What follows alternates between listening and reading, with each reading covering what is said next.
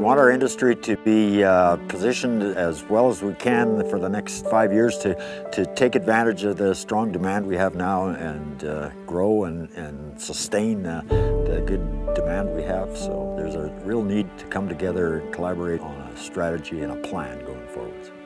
It's a coming together of the industry to look down the road on what really the industry needs to do and where we need to get to in more of a strategic visionary approach. And that's not to say that the industry hasn't worked together in the past.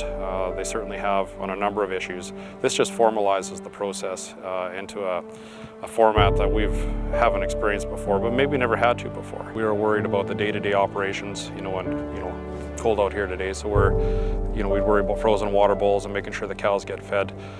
But as a producer, that wasn't necessarily the right answer. We actually needed to have played a greater role in the industry, been more involved to help make those decisions. We've always had and had some sort of a plan that's been reactionary at most times, and to no fault of our own, on dealing with what we're dealing with on markets or droughts or nature. It's a business plan.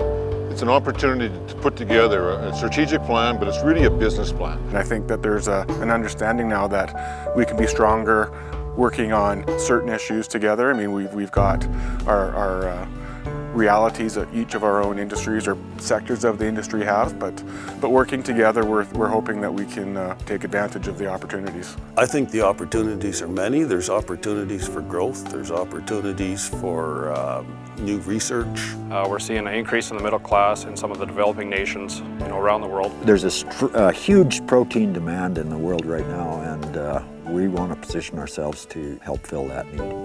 Our herd has contracted about 25%. We've seen our numbers drop back to levels we haven't seen since the early to mid-90s. If it was just Canada that was in declining numbers, that would be one thing, but it's a kind of a worldwide thing right now. There's a feeling that we need to stop that trend. There's opportunities out there, and to be successful, it's going to require the involvement of all the sectors.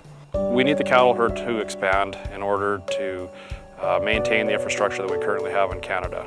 We're looking for specific outcome, that we can measure. I know as a businessman, I feel a lot better about that. That's where the monitoring and the metrics of monitoring come into play, that we can really hold ourselves up and look at ourselves in the mirror and make sure we're on the right track. And if we're not, then we need to switch gears. If we want to achieve the goals that we've set, there will have to be an increase in national checkoff. The increase, as we look at it today, with the current levels, the current targets that we've set, we estimate will cost us about $1.50 per head checkoff for every animal across Canada. The national checkoff hasn't changed since 1994, I believe. Our fund has decreased because of the contraction in the herd size. A reduction in revenue has led to actually times when we have to make critical operational decisions as to whether we can go on an expedition that would be valuable, or whether we can invest in a marketing program.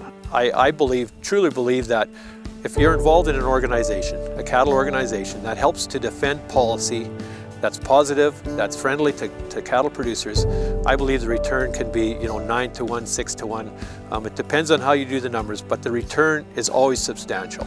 As we move into another market, it might move the return on my animal by maybe only $2 or maybe $5, or it might move the return on my animal, like in 2004, by maybe double the price that I received for that animal when we started opening up markets. With a strategic plan, I believe we can level off some of the lows and make sure that we don't have the massive dips in the cycle that we've had in the past. Now's a great time because we are profitable. It's just the time to do it, and it's the opportunity to do it right now, to invest in what we're doing.